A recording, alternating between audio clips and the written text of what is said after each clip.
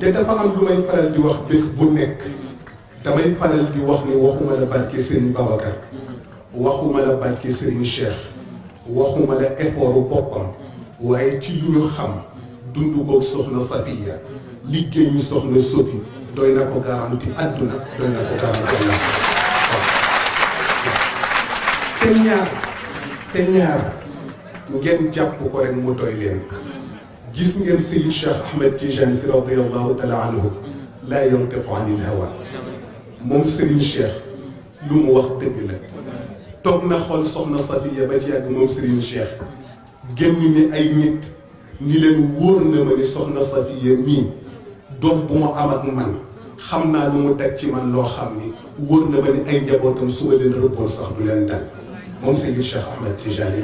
teg ci wax beneen baat ni njabootu soxna Safiya su ma bëggoon ñu torox yàlla taxaw ci kaw ni ma maa lànk loolu nag moom Seydi Cheikh bi mu koy wax peñ liggéeyu soxna Sophie taxoon loolu doy na ko garanti loolu doy na ko àlla garanti àdduna ak àllaaxira li ci des yépp amul solo lenn rekk am solo mooy ñu tënk ci lim ñu tënk tey ñaan yàlla bu ñu rëcc ñu ngi